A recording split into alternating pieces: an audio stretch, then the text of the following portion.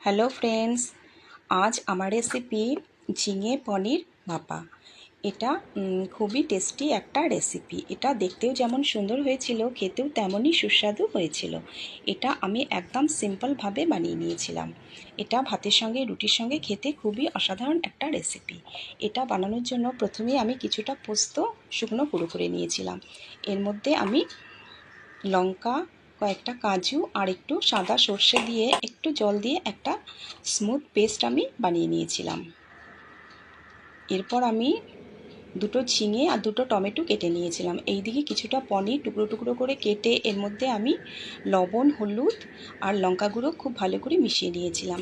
তাওয়া গরম করে তাওয়ার মধ্যে সর্ষের তেল দিয়ে এই পনিরগুলো আমি লো টু মিডিয়াম আঁচে হালকা লাল লাল করে আমি ভেজে নামিয়ে নিয়েছিলাম।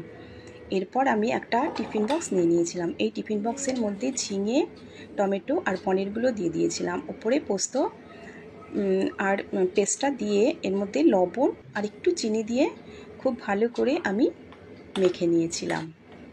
খুব ভালো করে মাখা হয়ে গেলে আমি উপর দিয়ে তেল দিয়ে দিয়েছিলাম, সর্ষের তেল, আর কাঁচা লঙ্কা দিয়ে আমি ভাপের জন্য কড়াইয়ে জল দিয়ে বসিয়ে দিয়েছিলাম।